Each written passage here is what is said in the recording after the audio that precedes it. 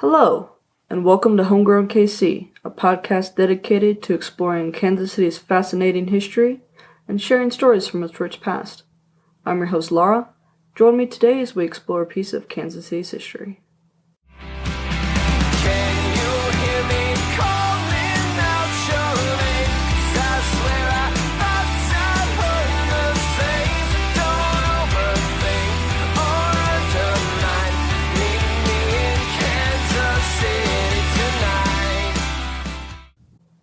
Welcome to 2020, everyone.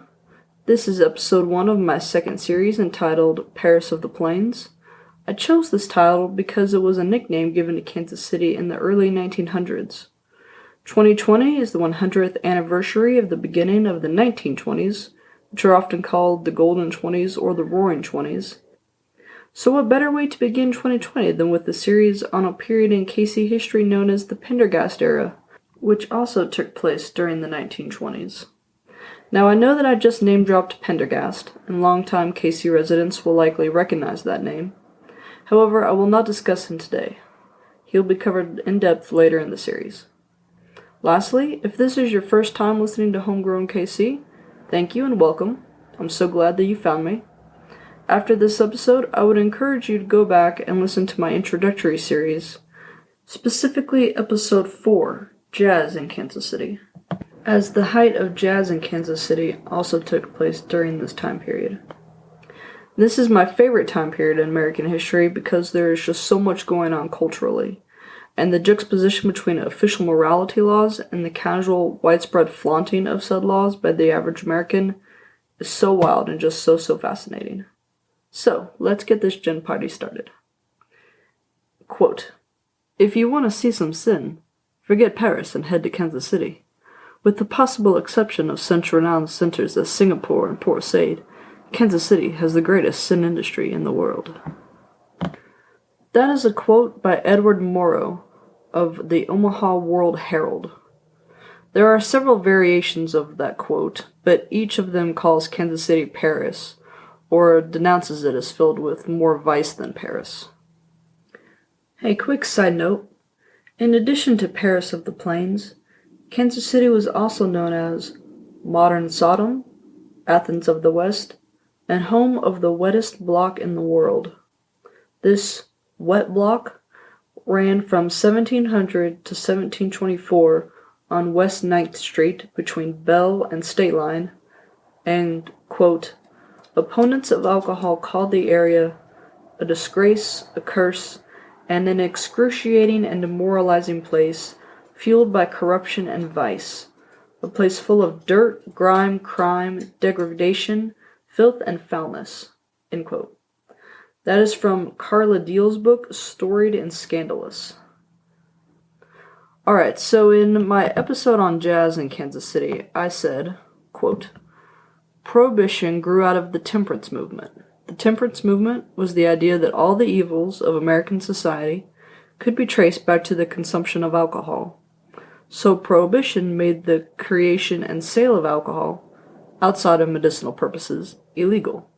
But Americans really liked their alcohol, even back then. So of course this law just meant that they had to get creative as they continued to drink." End quote. This is a vast oversimplification of this period in American history, so now we're going to get down into the details of it. The temperance movement in America began in the early 1800s, but the movement really picked up speed after the Civil War. See, before the Civil War, everyone, and I mean everyone, even children, drank beer. It was no big deal. In many places, it was even a part of the wages that you earned. But hard liquor was introduced after the war, and drinking habits in America just skyrocketed. A lot of folks, mainly women, blamed alcohol and alcoholism, although they didn't have a name for it as such back then, for the many issues that they perceived within society, especially what they saw as the collapse of the family unit. The end goal of temperance advocates was prohibition, or the elimination of alcohol from American society. The idea of temperance had actually been around as early as the Revolutionary War, probably even earlier. And if I'm remembering correctly, the first temperance law was actually in Tennessee in the late 1700s. But all these temperance groups formed across America, and the most powerful and most well-remembered ones today were the Temperance Christian Union, which preached that Satan was the creator of alcohol, and so of course it was evil in liquid form. Ha! Liquid evil. Not liquid courage. Have a drink of liquid evil. Their motto was, "Lips that touch liquor shall not touch ours." Another really popular and really powerful group was the Anti-Saloon League. Under their influence, several cities and states enacted their own temperance laws. Long story short, they grew so powerful that they were able to influence lawmakers, and the 18th Amendment was born. Congress ratified it, so basically they all agreed to it, on January 16th, 1919, and the law went into effect 1 year later, on January 20th, 1920. So, we just celebrated the 100th anniversary of the 18th Amendment. Alright, I'm going to read the amendment to you now. After 1 year from the ratification of this article, the manufacture, sale, or transportation of intoxicating liquors within, the importation thereof into, or the exportation thereof from the United States, and all territories subject to the jurisdiction thereof, for beverage purposes, is hereby prohibited. The Congress and the several states shall have concurrent power to enforce this article by appropriate legislation. This article shall be inoperative unless it shall have been ratified as an amendment to the Constitution by the legislatures of the several states, as provided in the Constitution, within 7 years from the date of the submission thereof to the states by the Congress." End quote. Yikes, that is a convoluted mess. Basically, alcohol is a no-go, and we can enact whatever laws we need to in order to enforce this law. Hence we have the Volstead Act. Now before I read the Volstead Act to you, I have a short story about it. It was named after the representative from Minnesota, Andrew Volstead. It was passed in both houses, but then vetoed by President Woodrow Wilson, and Congress had to veto his veto. Now, I'm not a political historian, so those who are can correct me if I'm wrong, but to my knowledge, that's not a common occurrence. I just think it's kind of humorous that Congress vetoed the president's veto. Anyway, the Volstead Act goes like this. To prohibit intoxicating beverages and to regulate the manufacture, use, and sale of high-proof spirits for other beverages purposes, and to ensure an ample supply of alcohol and promote its use in scientific research, and in the development of fuel, dye, and other lawful industries. The Volstead Act also specified that beer could only contain 1/2 of 1% alcohol.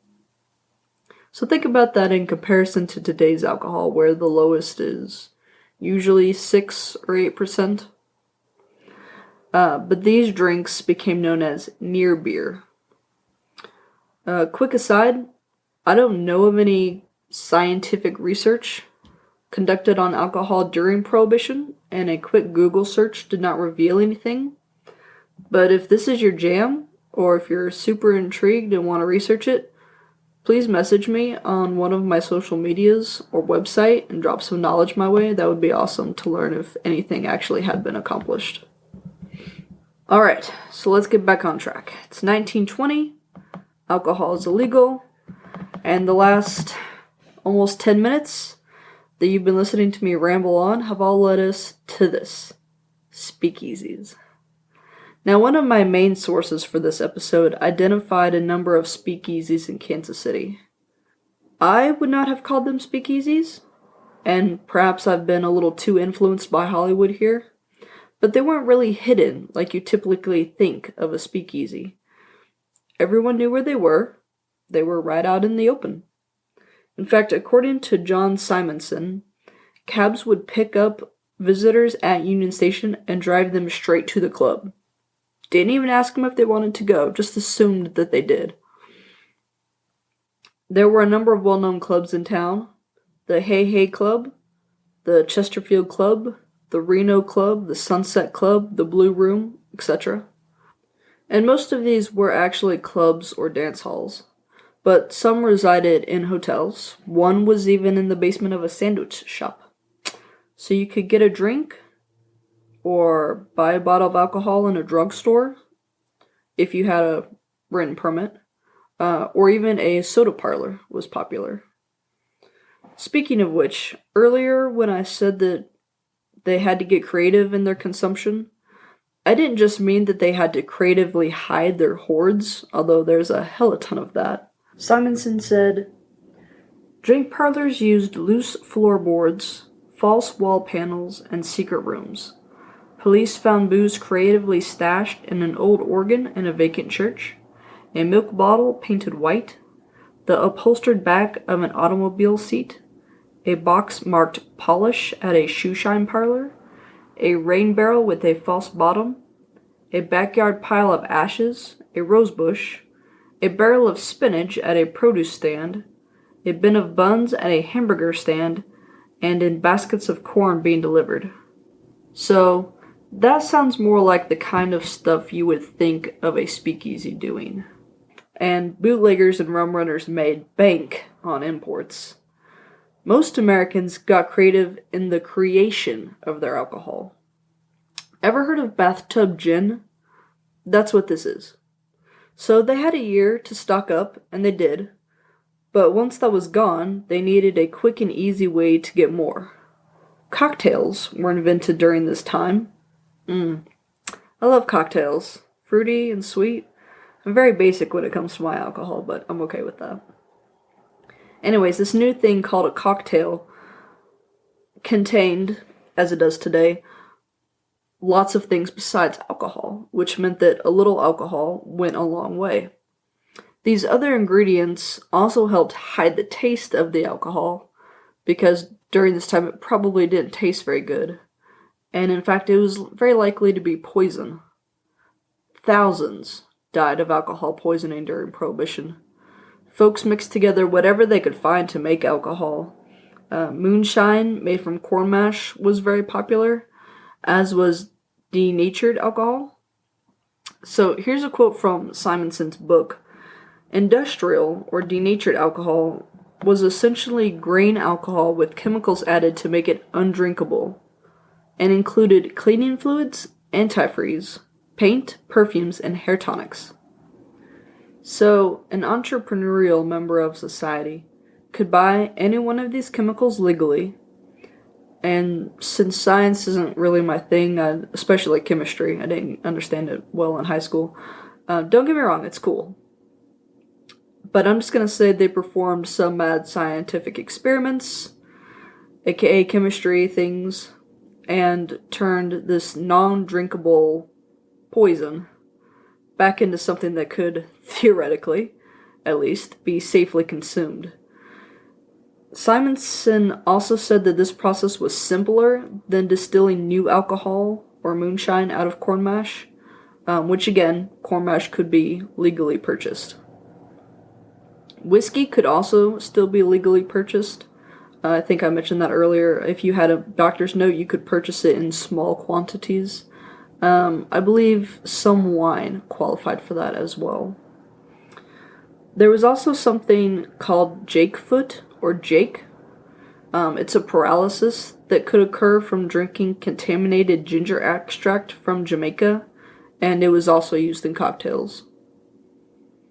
And of course, you all know that this period saw the creation of flappers, young, stylishly dressed young women with short haircuts. Actually, this period also saw a surge in several political and social rights and freedoms for women, of which the flapper is an epitome. But this too is another topic for another episode. So, you end up with this fascinating dichotomy. On the one hand, you have morality laws, like the 18th Amendment and the Volstead Act, And on the other hand, you have a glorification, although some of that is certainly an after effect instigated by Hollywood, of rum runners, flappers, speakeasies, and the continued consumption of alcohol. Once again, I give you The Great Gatsby as a prime example of 1920s society.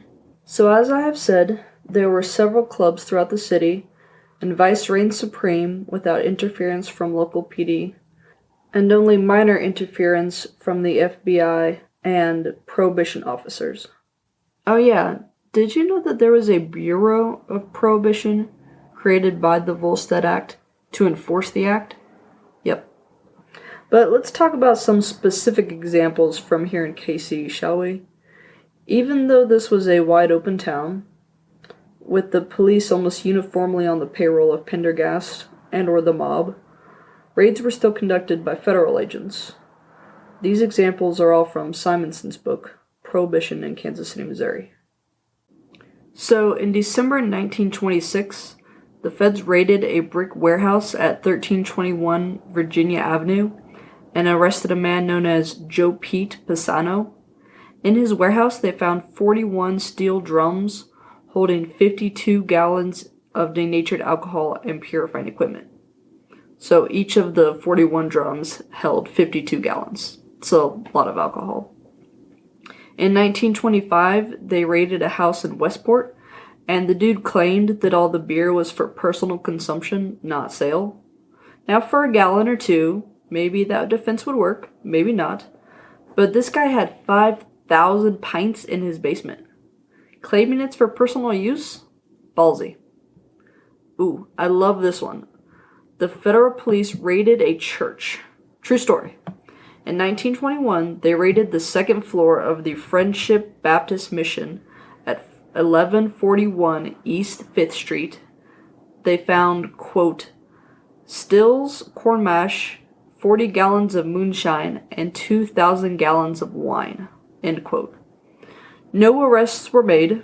The congregation was African American, but the stills were believed to have been run by the KC Italian Mafia. Alright, here's the last episode I'll give you today. The last example I will give you today. The largest bust in Kansas City occurred on June 23rd in 1927. Federal police raided the Tingle Oil Company at 2932 Fairmont Avenue. There were 5 1,000-gallon mash vats, 20 wooden beer kegs, and beer-making paraphernalia, according to Simonson. And the beer was tested at 7% alcohol. Remember that at this time the legal limit was 0.5%.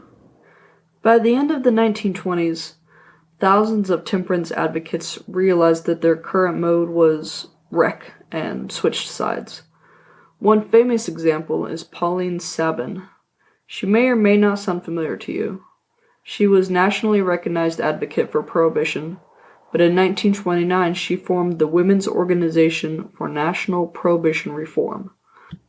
Likewise, when Herbert Hoover became president in 1929, even though he was a staunch supporter of Prohibition, he immediately asked Congress to give repeal serious consideration.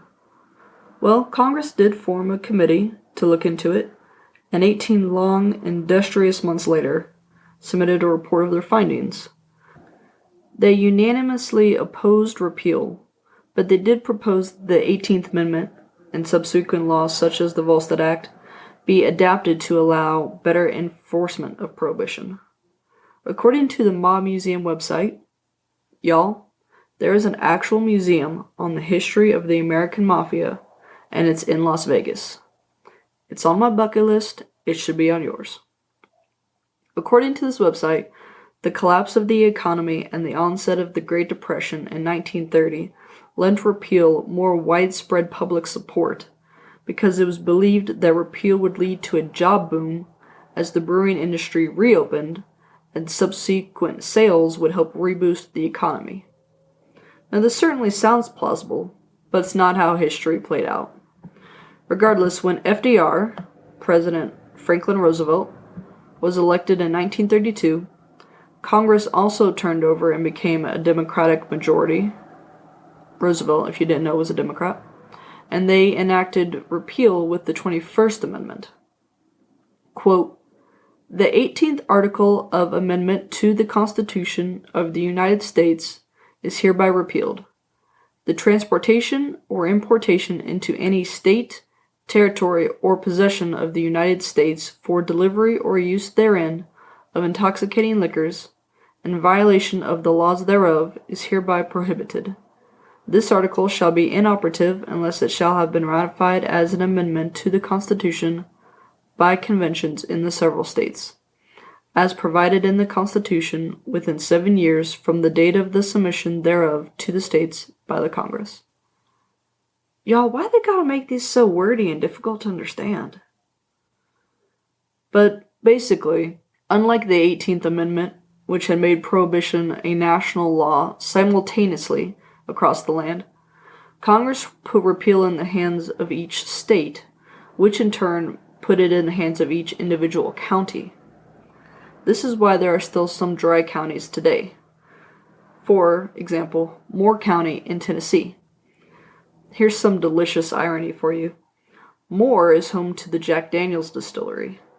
So Jack Daniel's whiskey cannot be bought and sold in the county where it is made. Missouri state law forbids counties to enact dry laws, but it will allow cities to do so. Go figure. And Kansas still has 3 completely dry counties as of December 2019. So the question that remains is, how did the end of Prohibition affect Kansas City? The answer, of course, is not at all, since in practice, Prohibition never existed within the city to begin with. That is the end of today's episode. Before I sign off, I have some sources for you. First, I highly recommend visiting pendergastkc.org. It's a website by the Kansas City Public Library, and much of what you have heard today came from it. They even have a map that shows you where raids took place. So I'll have 2 links on the site for you, one to the main page and one to the map. You absolutely have to see it.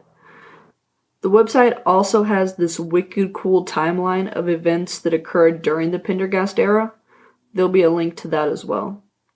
Likewise, I highly recommend Prohibition in Kansas City, Missouri, Highballs, Spooners, and Crooked Dice by John Simpson.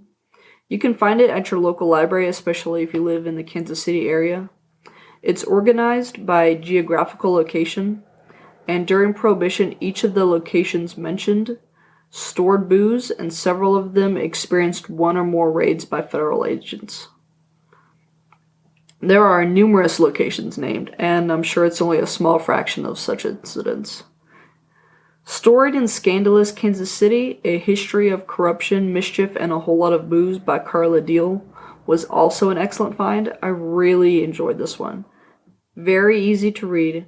It's organized partly by subject matter and partly by chronology. It actually covers history a little before Prohibition and then up into the 60s and 70s, so the results of Prohibition. There's also a chapter at the end with random short stories from Kansas City history that have nothing to do with the rest of the book. Additionally, Carla has a website, squeezeboxcity.com. This also proved to be a great research resource. Try saying that 5 times fast. I'm also posting a link to a site where you can read the 18th Amendment, as well as the Volstead Act and the 21st Amendment. And I have a website about temperance for those who are interested. It's ohiohistorycentral.org/w/temperance movement.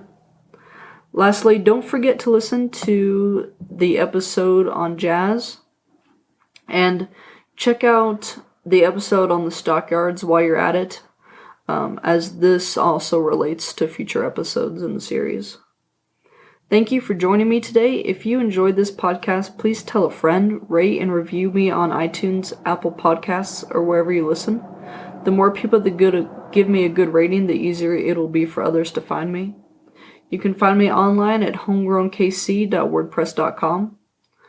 My email is homegrownpodcast@gmail.com, and I am all over social media as HomegrownKC.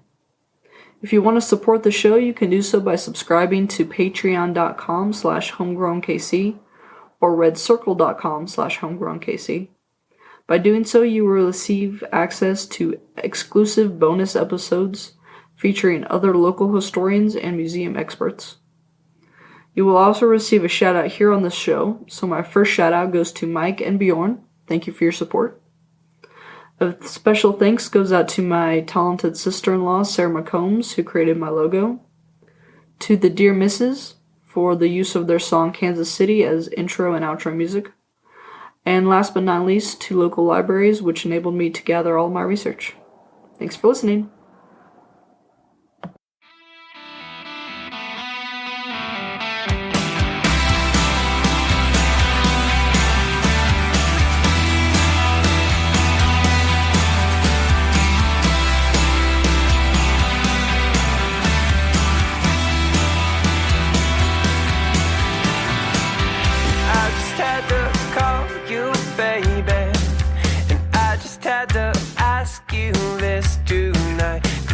Seem to shake this feeling, and I can seem to